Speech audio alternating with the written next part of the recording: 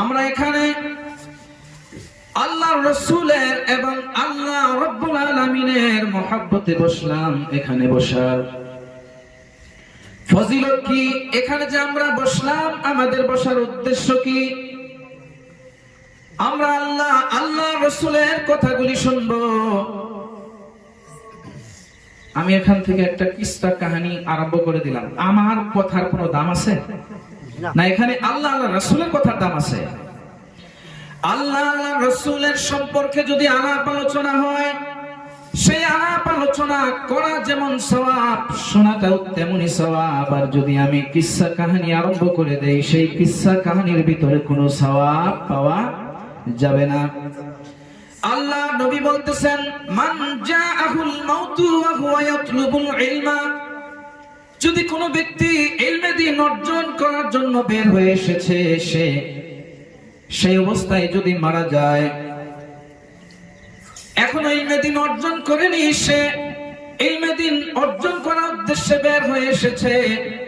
উদ্দেশ্য কি? নবীজি বলেন, লিইউহিয়া বিহিল ইসলাম, সে ইসলামকে জিন্দা করবে, নিজে শিখবে, অপরকে শিখাবে, এই উদ্দেশ্যে বের হয়ে আসছে। নবীজি বলেন, ফাবাইনাহু ওয়া বাইনান নাবিয়্যিনা দারাজাতুন ওয়াহিদাতুন ফিল জান্নাহ, তাহলে সেই ব্যক্তি এবং নবীদের মাধ্যমে জান্নাতে একটি দরওয়াজা মাত্র পার্থক্য থাকবে। বলেন সুবহানাল্লাহ। আমরা এখানে এসে বসলাম আল্লাহর রাসূলের মহব্বতে, আল্লাহর রাসূলের কথা শোনার জন্য। এখানে আমরা যে বসলাম, এর ফজিলত কি? নবীজি বলেন, মাজতামা কওমুন ফি বাইতিন মিন বুয়ুতিল্লাহ, আল্লাহর ঘর থেকে কোন একটি ঘরের মধ্যে যদি কোন কওম, যদি মানুষের একটি দল, একটি জামাত জমা হয়ে যায়, কেন? ইয়াতলুনা কিতাবাল্লাহ, তারা আল্লাহর কিতাব কোরআন শরীফের তিলাওয়াত করবে, ওয়া ইয়াতাদারাসুনাহু বাইনাহুম, এবং নিজেদের মাধ্যমে তারা একজন অপরকে শিখাবে। আল্লাহ নবী বলেন, ফানাজালাত আলাইহিমুস সাকিনা, সেই ধরনের ব্যক্তিদের উপর আল্লাহর পক্ষ থেকে শান্তি অবতীর্ণ হয়। ওয়া গাশিয়াতুহুমুর রাহমাহ, তাদেরকে আল্লাহর পক্ষ থেকে রহমত এসে ঘিরাও করে রেখে দেয়। শুধু তাই নয়, ওয়া হাফাতহুমুল মালায়েকা, ফেরেশতারা এসে তাদেরকে চতুর্পাশ দিয়ে ঘিরাও করে রেখে দেয়। ওয়া যাকারাহুমুল্লাহু ফী মান ইনদা, এবং আল্লাহ আযজা ওয়া জাল্লা ওই ধরনের মানুষদের কথা আল্লাহ রাব্বুল আলামিনের নিকটবর্তী ফেরেশতাদের সাথে আলাপ আলোচনা করে। বলেন সুবহানাল্লাহ, সুবহানাল্লাহ। আমরা যে এখানে কোরআন হাদিস সম্পর্কে আলাপ আলোচনা করার জন্য যে বসলাম, আমাদের আলাপ আলোচনা আল্লাহ রাব্বুল আলামিন ফেরেশতাদের সাথে করতেছে। এটা আমাদের জন্য ভাগ্যের ব্যাপার, ভাগ্যের ব্যাপার না? এই ইলমে দ্বীন অর্জন করার সম্পর্কে নবীজি বলেন, মান খারাজা ফি তালাবিল ইলমি ফাহুয়া ফি সাবিলিল্লাহ, যে ব্যক্তি ইলমে দ্বীন শিখার জন্য বের হয়ে গেল, নবীজি বলেন, ফাহুয়া ফি সাবিলিল্লাহ, সেই ব্যক্তি আল্লাহর রাস্তায় রয়েছে। হাত্তা ইয়ারজিআ, যতক্ষণ পর্যন্ত সে বাড়িতে ফিরে আসেনি, ততক্ষণ পর্যন্ত সে আল্লাহর রাস্তায় রয়েছে। বলেন সুবহানাল্লাহ। আল্লাহ নবী আরেকটি হাদিস শরীফের মধ্যে বলেন, যে ব্যক্তি ইলমে দ্বীন শিক্ষা অর্জন করার জন্য বের হয়ে আসছে, আসার পর সে চেষ্টা করেছে, চেষ্টা করার পর সে শিখতে পারেনি, তারপরেও সে একটি সওয়াব পাবে। আর যদি সে চেষ্টা করার পর শিখে নিয়েছে, তাহলে সেই ব্যক্তির জন্য চেষ্টা করা এবং আশা, এই দুইটা সওয়াব সে পেয়ে যাবে। বলেন সুবহানাল্লাহ। আমরা যেখানে আসলাম, যদি শিখলাম, এটারও একটা সওয়াব, আসারও একটা সওয়াব, দুইটা সওয়াব। তাহলে আমরা কিছু শেখা উদ্দেশ্যে বসছি না? শিখবো তো ইনশাআল্লাহ। আমি কিন্তু এখনো ওয়াজের দিকে যাইনি না। আপনারা বিরক্ত হয়ে গেছেন? বিরক্ত হইতেছেন? বিরক্ত হইলে খালি অল্প ইঙ্গিত দিবেন, সাথে সাথে বাদ দিয়ে ফেলাম। আল্লাহ রাব্বুল আলামিনের নবী হাদিস শরীফের মধ্যে বলতেছেন, সাবআতুন ইউযিল্লুহুমুল্লাহু ফি ইয়াউমিন লা যিল্লা ইয়াউমা লা যিল্লা ইল্লা যিল্লুহু। আল্লাহ নবী বলেন 7 ধরনের ব্যক্তিকে আল্লাহ আযজা ওয়া জাল্লা কাল হাসরের দিন আল্লাহ আযজা ওয়া জাল্লা ওদেরকে ছায়ার নিচে জায়গা দান করবেন। কিতাবের মধ্যে আসছে কিসের ছায়া? হতে পারে আল্লাহর রহমতের ছায়া, এবং এটাও হতে পারে আল্লাহর আরশের নিচে জায়গা দান করবেন। সাবআতুন ইউযিল্লুহুমুল্লাহু ফি যিল্লিহি। আল্লাহ আযজা ওয়া জাল্লা আল্লাহর আপন ছায়ার ভিতর আল্লাহর আরশ বা আল্লাহর রহমতের ছায়ার নিচে জায়গা দান করবেন। ইয়াউমা লা যিল্লা ইল্লা যিল্লুহু। যেই দিন আল্লাহর ছায়া ব্যতীত কোনো ছায়া থাকবে না, সেই দিন আল্লাহ আযজা ওয়া জাল্লা সেই 7 ধরনের ব্যক্তিকে ছায়া দান করবেন। ইমামুন আদিলুন, একজন ইনসাফকারী ইমাম, তাকে আল্লাহ রাব্বুল আলামিন হাসরের দিন আরশের বা রহমতের ছায়ার নিচে জায়গা দান করবেন। ওয়া শাবুন নাশাআ ফি ইবাদাতিল্লাহ, একজন যুবক, যে যুবক ছোটকাল থেকে মরাদম পর্যন্ত ইবাদত করে করে মরে গেল, আল্লাহ নবী বলেন সেই ব্যক্তিকেও আল্লাহ আযজা ওয়া জাল্লা তিনার ছায়ার নিচে জায়গা দান করবেন। বলেন সুবহানাল্লাহ। এখানে যিনারা যুবক আছেন আজকে হাত উঠিয়ে সবাই বলেন আজ থেকে আমরা নামাজ ছাড়ব না ইনশাআল্লাহ। যিনারা যুবক আছেন হাত উঠিয়ে বলেন যে আজকে থেকে নামাজ ছাড়ব না ইনশাআল্লাহ। একজন উঠাবেন না, যুবক বুঝেন না, ছোট যারা আছেন, ছোট যারা তিনারা হাত উঠিয়ে বলেন যে আজকে থেকে নামাজ ছাড়ব না। ছোট যারা বুঝেন না, আপনারা ভাষা বুঝেন না। আল্লাহ নবী বলেন শাবুন নাশাআ ফি ইবাদাতিল্লাহ, ওই যুবক যে নাকি আল্লাহর ইবাদতের ভিতর পরওয়ারিশ পেয়েছে, আল্লাহর ইবাদত করে করে বড় হয়েছে, সেই ব্যক্তিকে আল্লাহ আযজা ওয়া জাল্লা তিনার ছায়ার নিচে জায়গা দান করবেন। ওয়ারাজুলুন কলবুহু মুআল্লাকুন বিল মসজিদি ইযা খারাজা মিনহু হাত্তা ইয়াউদা ইলাইহি, এবং ওই ব্যক্তিকে আল্লাহ আযজা ওয়া জাল্লা আল্লাহর আরশ বা রহমতের ছায়া দান করবেন, যেই ব্যক্তি নাকি মসজিদ থেকে নামাজ পড়ে যখন বের হয়ে যায়, নবীজি বলেন কলবুহু মুআল্লাকুন বিল মসজিদ, তার দিল মসজিদের সাথে লটকানো থাকে। মানে ফজরের নামাজ পড়ে বের হয়ে আসছে, সে মনে মনে ভাবতেছে কখন জানি আবার যোহরের আযান হয়ে যায়। যোহরের আযান হয়ে গেল, নামাজ মসজিদে গিয়ে যোহরের নামাজ জামাত সহ আদায় করে, যোহরের নামাজ আদায় করে আবার এইভাবে 5 ওয়াক্ত নামাজ সম্পর্কে তার চিন্তা কখন জানি নামাজের সময় হয়ে যায়। আল্লাহ নবী বলেন ইদা খারাজা মিনহু, যখন মসজিদ থেকে বের হয়ে যায়, হাত্তা ইয়াউদা ইলাইহি, সেই মসজিদে আসা পর্যন্ত তার দিল মসজিদের সাথে লটকানো থাকে, সেই ব্যক্তিকে আল্লাহ আযজা ওয়া জাল্লা আল্লাহ রাব্বুল আলামিনের রহমতের ছায়ার নিচে জায়গা দান করবে। ওয়ারাজুলানি তাহাব্বা ফিল্লাহ, দুইজন ব্যক্তি একজন অপরকে মহব্বত করে, কেন? সেই ব্যক্তি দুজনই আল্লাহর প্রিয়, যার জন্য মহব্বত করে। সেই ব্যক্তি 5 ওয়াক্ত নামাজ পড়ে, যার জন্য আমার প্রিয়। সেই ব্যক্তি জীবনে মিথ্যা কথা বলে না, যার জন্য আমার প্রিয়। সেই ব্যক্তি জীবনে কোনোদিন মানুষকে ধোঁকা দেয় না, যার জন্য আমার প্রিয়। এই উদ্দেশ্যে যদি কোনো ব্যক্তি অপর ব্যক্তির সাথে মহব্বত করে, এই যে তামা আলাইহি, সেই মহব্বত নিয়েই জমা হয়, দুইজন একসাথে হয় মহব্বতের সাথে। ওয়া তাফাররাকা আলাইহি, যখন বাড়িতে ফিরে যায় তারপরেও সেই মহব্বত ঠিকই থাকে। অনেক ব্যক্তি রয়েছে সম্মুখে মহব্বতের কথা বলে, কিন্তু পিছনে কি আরম্ভ করে, গীবত করে না নাই। কিন্তু নবীজি বলতেছেন যদি একজন অপরের সাথে মহব্বত করে আল্লাহ আযজা ওয়া জাল্লার জন্য, সেই মহব্বত নিয়ে একসাথে হয়, আবার যখন বাড়ি ফিরে যায় তখন সেই মহব্বতের উপর অটল থেকেই যায়। নবীজি বলেন সেই ধরনের দুই ব্যক্তিকেও আল্লাহ আযজা ওয়া জাল্লা আল্লাহর আরশ বা রহমতের ছায়ার নিচে জায়গা দান করবেন। ওয়া রাজুলুন যাকারাল্লাহ, আরেকজন ব্যক্তি যে নাকি আল্লাহর জিকির করে, খালিয়ান একা একা জিকির করে, ফাফাদাত আইনা, সেই জিকির করা অবস্থায় তার চক্ষু দিয়ে পানি বের হয়ে আসে, সেই ব্যক্তিকে আল্লাহ রাব্বুল আলামিন তিনার ছায়ার নিচে জায়গা দান করবেন। আরেকটি কথা, খুব গুরুত্বপূর্ণ কথা, এই কথার মধ্যে নবীজি বলতেছেন ওয়া রাজুলুন দাআতহু ইমরাআতুন যু হাসাবি ওয়া জামাল, একজন এমন ব্যক্তি যে ব্যক্তিকে একজন মহিলা ডাকে গুনার কাজের জন্য, কেমন মহিলা, তার বংশ খুবই উচ্চ পদের এবং সে খুবই সুন্দরী, সেই মহিলা একজন পুরুষকে ডাকছে কোনো গুনার কাজের জন্য, আর সেই ব্যক্তির উত্তর হবে ফাকাল, সেই ব্যক্তি বলতেছে ইন্নী আখাফুল্লাহ, আমি আল্লাহকে ভয় করি।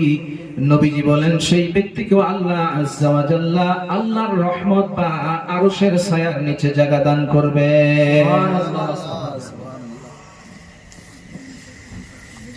শেষের দিকে নবীজি বলতেছেন ওয়া রাজুলুন তাসাদদাকা বিসাদাকা, একজন ওই ব্যক্তি যে নাকি সদকা করলো, ফা আখফাহা, সদকাটাকে মানুষ থেকে লুকিয়ে সদকা করেছে, কিভাবে, হাত্তা লা তা'লামা শিমালুহু মা তুনফিকু ইয়ামিনুহু, সে ডান হাতে কি জিনিসকে আল্লাহর রাস্তায় ব্যয় করলো তার বাম হাত পর্যন্ত টের পেল না, সেই ব্যক্তিকে আল্লাহ আযজা ওয়া জাল্লা তিনার রহমত বা আরশের ছায়ার নিচে জায়গা দান করবে।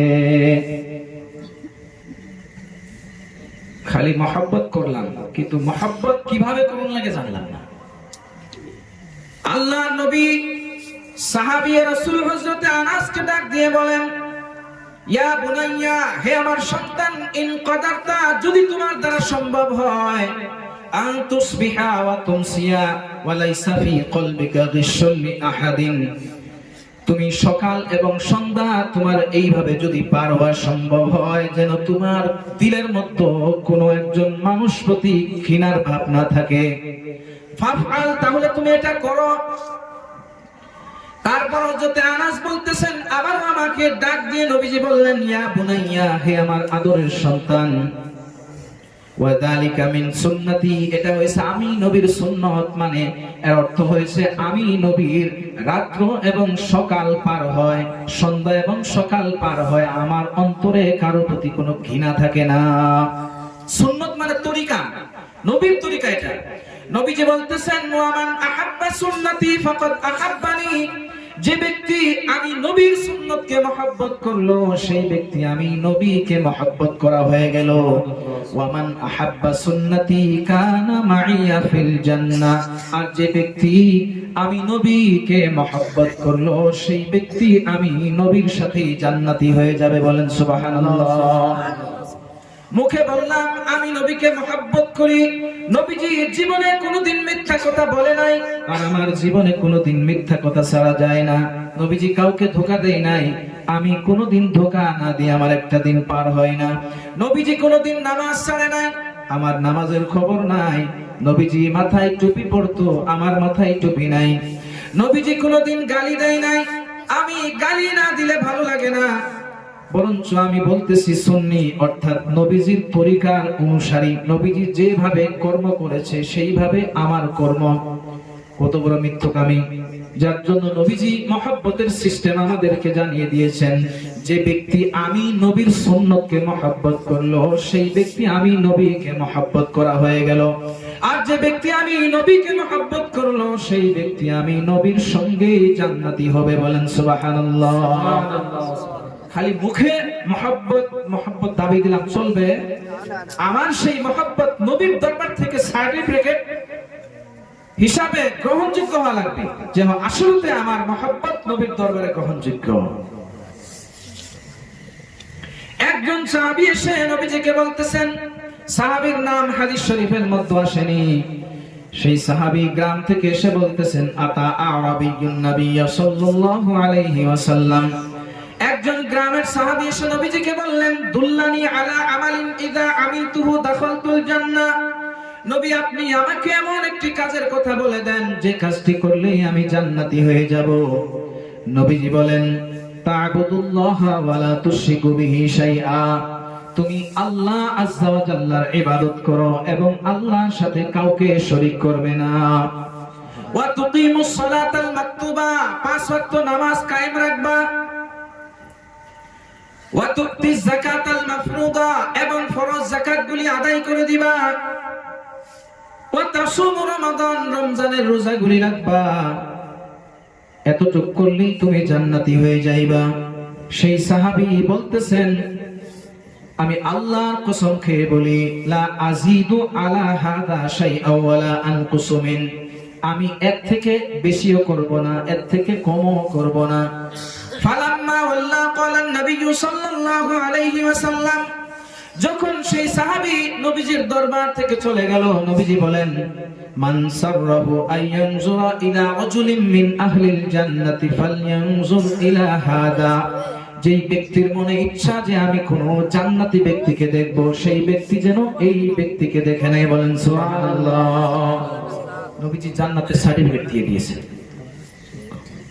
তো যদি আমাদের আমল নবীজির কথা অনুযায়ী হয়, সুন্নির অর্থ কি এটা যে তারা নামাজ পড়বে না?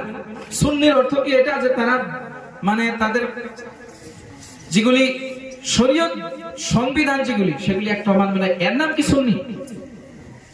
সুন্নি শব্দের অর্থ হয়েছে নবীজির কথা অক্ষরে অক্ষরে পালন করবে, আউলিয়া ইকরামদের কথা অনুযায়ী চলবে, বুজুর্গানে দ্বীনদের নকশে কদমে চলবে, তারা হলো সুন্নি। আর যদি সুন্নি নাম দিয়ে ঘরের ভিতরে ডিজে বাজে, এটা কোন সুন্নি? বিয়ের প্রোগ্রামে যদি ডিজে বাজানো, এটা কি সুন্নি নাকি? এটা কোন সুন্নি? এই ধরনের খুশি তো পালন করতো ইয়াজিদে। ইমাম হুসাইনকে শহীদ করার পর তারা এই ধরনের নাচানাচি, এই ধরনের গান বাজনা করেছে। আমরা নাম দিয়েছি হুসাইনি মুসলমান, কিন্তু কোন আমাদের ইয়াজিদি মুসলমান? আমরা কি ধরনের সুন্নি হলাম? নবীজি বলেন, লা তুকতালু নাফসুন যুলমান ইল্লা কানা আলা ইবনি আদামাল আউয়াল কিফলুম মিন দামিহা, কোন ব্যক্তিকে যদি জুলম, অত্যাচার ভাবে, অন্যায় ভাবে যদি হত্যা করা হয়, তাহলে সেই ব্যক্তির এই গুনাহ, যতটুকু গুনাহ হবে ততটুকু গুনাহ হযরতে আদম আলাইহিস সালামের প্রথম সন্তানেরও হয়। কাবিলে কি করেছিল? হাবিলকে হত্যা করেছিল না? নবীজি বলতেছেন, কোন ব্যক্তিকে যদি অন্যায় ভাবে এমনিতেই যদি মেরে ফেলানো হয়, সেই মেরে ফেলানোর গুনাহটা হযরতে আদম নবীর সন্তান কাবিলেও পায়। কেন? লিআন্নাহু আউয়ালু মান সান্নাল কতল, কারণ সেই ব্যক্তি সর্বপ্রথম কতল করেছিল। গুনার ব্যাপারটা তেমনি, যদি এই গ্রামের ভিতরে আপনার দ্বারা একটি গুনাহ হয়, সেই গুনার জরিয়া যদি আপনি হন, যতদিন পর্যন্ত কিয়ামত আসা পর্যন্ত যদি সেই গুনার কাজ চলতে থাকে, তাহলে আপনার এই কর্ম দেখে দেখে যতজন ব্যক্তি এই গুনার কাজ করবে, তারা যতটুকু গুনাহগার হবে, সমস্ত গুনাহ আপনারও আমলনামায় আসবে। আপনি তো ভাবতেছেন খুশির দিন করাই লাগবে, কিন্তু আপনি যে একটা লাইফ টাইম যে গুনার খাতা একটা যে ওপেন করে গেলেন, এর জিম্মেদার কি হবে? একটি হাদিস, সেই হাদিসের মধ্যে অংশটি আসতেছে, সেই হাদিসটি শোনাচ্ছি। আল্লাহ নবী বলেন, আপনারা কি শুনতেছেন? জি জি জি, ওই দিকে আলাপ আলোচনা হইতেছে। নবীজি বলতেছেন, সালাসুন উকসিমু আলাইহিম, তিনটি কথা আমি কসম খেয়ে তোমাদেরকে জানাইতেছি। ওয়া উহাদ্দিসুকুম হাদিসান ফাহফাজুহু, এবং একটি হাদিস তোমাদেরকে আমি এমনি ভাবেই শোনাইতেছি, তোমরা মুখস্থ করে নাও। ফাআম্মাল্লাযী উকসিমু আলাইহিম, তাহলে সেই তিন কথা, যে কথা আমি তোমাদেরকে কসম খেয়ে জানাইতেছি, সেই তিন কথা হয়েছে, ফাইন্নাহু মা নাকাসা মালু আবদিন মিন সাদাকা, কোন ব্যক্তির মাল সদকা দ্বারা কোনদিন কম হবে না। নবীজি বলতেছেন, আমি কসম খেয়ে বলতেছি। আমরা ভাবি মাদ্রাসায় দান করলে তো মাল কমে গেল, কিন্তু নবীজি বলতেছেন, আমি কসম খেয়ে বলতেছি, কোন ব্যক্তি যদি দান খয়রাত করে, তাহলে সেই ব্যক্তির দান খয়রাত তার মাল কমাবে না। ওয়ালা যুলিমা আবদুম মাজলিমাতান সাবারা আলাইহা ইল্লা যাদাহুল্লাহু বিহা ইজ্জা, যদি কোন ব্যক্তির উপর এমনি অন্যায় ভাবে, তার কোন দোষ নাই, নির্দোষ ব্যক্তির উপর যদি অন্যায় অত্যাচার করা হয়, আর সেই ব্যক্তি যদি সবর করে নেয়, নবীজি বলেন সেই সবুর করার বিনিময়ে আল্লাহ আজ্জা ওয়া জাল্লা তার সম্মান আরো বাড়িয়ে দেয়। বলেন সুবহানাল্লাহ। আমরা ভাবি বেশি নত হয়ে থাকলে তো মানুষ আমাদেরকে আরো ঠাসবে, কিন্তু নবীজি বলতেছেন যদি সবুর করে নেয় আল্লাহ আজ্জা ওয়া জাল্লা সেই ব্যক্তির সম্মান আরো বাড়িয়ে দেয়। ওয়ালা ফাতাহা আবদুম বাবা মাসআলাতিন, আর কোন ব্যক্তি যদি ভিক্ষার দরওয়াজা খুলে নেয়, ভিক্ষা করা আরম্ভ করে দেয়, ইল্লা ফাতাহাল্লাহু আলাইহি বাবা ফাকরিন, আল্লাহ আজ্জা ওয়া জাল্লা সেই ব্যক্তির জন্য গরিবের দরওয়াজা খুলে দেয়। সেই ব্যক্তি সারা জীবন দেখবেন খালি ভিক্ষাই করতেছে, আর বাদ দিতে পারবে না। তারপর ওয়া আম্মাল্লাযী ইউহাদ্দিসুকুম ফাহফাযু, আর যে হাদিসটি তোমাদেরকে শোনাইতেছি মুখস্থ করে নাও। নবীজি ফাকাল বলতেছেন ইন্নামাদ দুনিয়া লিআরবাআতি নাফারিন, এই দুনিয়া হয়েছে 4 ধরনের ব্যক্তির জন্য। আবদিন রাযাকাহুল্লাহু মালান ওয়া ইলমা, একজন ব্যক্তি যাকে আল্লাহ আজ্জা ওয়া জাল্লা মাল দিয়েছেন এবং ইলম দিয়েছেন, ফাহুয়া ইয়াত্তাকি ফীহি রাব্বাহু, সেই মালের ব্যাপারে ওই ব্যক্তি আল্লাহ আজ্জা ওয়া জাল্লাকে ভয় করে। ওয়া ইয়াসিলু রাহিমাহু, সে তার পরিবারবর্গ বংশদের খবর রাখে। ওয়া ইয়ামালু লিল্লাহি ফীহি বিহাক্কিহি, এবং সেই মালকে যেভাবে খরচ করার আল্লাহ আজ্জা ওয়া জাল্লা আদেশ দিয়েছেন সেইভাবে সে খরচ করে, মানে মালের যা কিছু যাকাত হয় সেই যাকাতগুলি আদায় করে। নবীজি বলেন ফাহাদা বি আফদালিল মানাজিল, এই ব্যক্তি হয়েছে সবথেকে উত্তম ব্যক্তি। বলেন সুবহানাল্লাহ। ওয়া আবদিন রাযাকাহুল্লাহু ইলমা ওয়া লাম ইয়ারযুকহু মালা, আরেক ধরনের ব্যক্তি যাকে আল্লাহ আজ্জা ওয়া জাল্লা ইলম দিয়েছেন কিন্তু মাল দেননি। ফাহুয়া সাদিকুন নিয়্যা, তার নিয়ত ভালো। ফায়াকুল, সেই ব্যক্তি বলে লাউ আন্নালি মালান লা আমিলতু বিআমালি ফুলানিন, তাহলে আমার যদি আল্লাহ আজ্জা ওয়া জাল্লা মাল দিত, ওই ফলা ব্যক্তি যেভাবে যাকাত দেয়, যেভাবে মাদ্রাসায় দান খয়রাত করে, যেভাবে পরিয়াল বর্গর খবর রাখে, বংশধরের খবর রাখে, আমিও সেইভাবে খবর রাখতাম। নবীজি বলেন এই ব্যক্তির মাল খরচ না করা সত্ত্বেও এই দুজনের সওয়াব আজরুহুমা সাওয়া। নবীজি বলেন এই দুজন ব্যক্তি একই ধরনের উত্তম, ইনাদের দুজনের একই ধরনের সওয়াব। বলেন সুবহানাল্লাহ। ওয়া আবদিন রাযাকাহুল্লাহু মালান ওয়া লাম ইয়ারযুকহু ইলমা, আরেকজন ব্যক্তি যাকে আল্লাহ আজ্জা ওয়া জাল্লা মাল দিয়েছেন কিন্তু ইলম দেননি। ফাওয়া ইয়াতাখাব্বাতু ফি মালিহি বিগাইরি ইলমিন, সেই ব্যক্তি মালকে গান বাজনা, সুদ খাওয়ার ভিতরে, ঘুষ খাওয়ার ভিতরে, এগুলি যেগুলি হারাম কাজ সেই কাজের ভিতরে খরচ করে, কারণ সে জানে না কি কাজে খরচ করা দরকার ছিল, সে কিছুই জানে না। নবীজি বলতেছেন ফাওয়া লা ইয়াত্তাকি ফীহি রাব্বাহু, সেই ব্যক্তি ওই মালের ব্যাপারে আল্লাহকে ভয় করে না। ওয়ালা ইয়াসিলু ফীহি রাহিমাহু, নিজের বংশধরের খবর রাখে না। ওয়ালা ইয়ামালু ফীহি বিহাক্কিন, এবং আল্লাহ আজ্জা ওয়া জাল্লা যেভাবে নির্দেশ দিয়েছে সেইভাবে সে খরচ করে না, কারণ জানাই নেই। আল্লাহ নবী বলেন ফাহাদা বিআখবাতিল মানাজিল, এই ব্যক্তি হয়েছে সবথেকে নিকৃষ্ট ব্যক্তি। বলেন নাউজুবিল্লাহ। আরেকজন ব্যক্তি সম্পর্কে নবীজি বলতেছেন ওয়া আবদিন লাম ইয়ারযুকহুল্লাহু মালান ওয়ালা ইলমা, একজন এমন ব্যক্তি যাকে আল্লাহ আজ্জা ওয়া জাল্লা মাল দেননি এবং ইলম দেননি।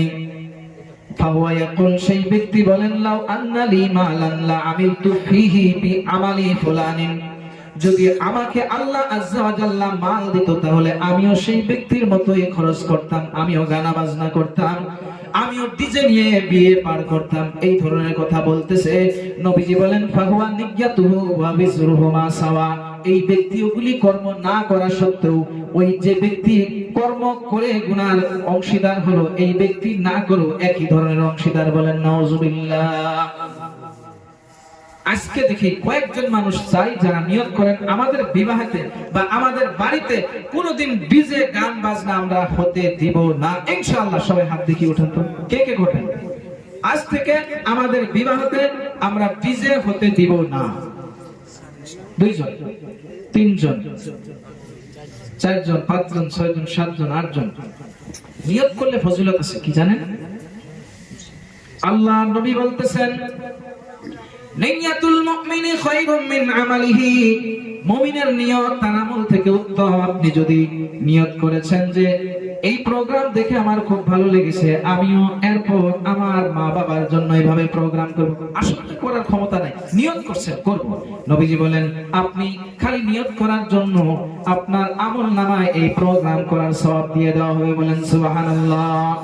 আপনি নিয়ত করেছেন আমার টাকা থাকলে আমি এখানে একটি গরু কিনে দিতাম, তাহলে আপনি এই নিয়ত করার জন্য সওয়াব পেয়ে গিয়েছেন। আপনি নিয়ত করেছেন আমার বাড়িতে গানা বাজনা হতে দিব না, খালি নিয়ত করছেন, হবে না হবে এটা আলাদা ব্যাপার, কিন্তু নিয়ত করছেন। আজকে নিয়ত করার জন্য আল্লাহ আজ্জা ওয়া জাল্লা আপনার আমলনামায় এই সওয়াব লিখে দিবে। বলেন সুবহানাল্লাহ। তাহলে নিয়ত করার লস আছে কি? আমরা তো নিয়ত অনেকে করলাম না, এখন নিয়ত করে নেই, হাত সবাই উঠাই দেখি, ইনশাআল্লাহ আমাদের বাড়িতে গান বাজনা হতে দিব না, সবাই হাত উঠাই দিবে, সবাই হাত উঠাই। করবেন না করবেন বেলেগ কথা, কিন্তু নিয়ত করে নেই। যাই হোক, এবার দু একজন বেশি হয়েছে।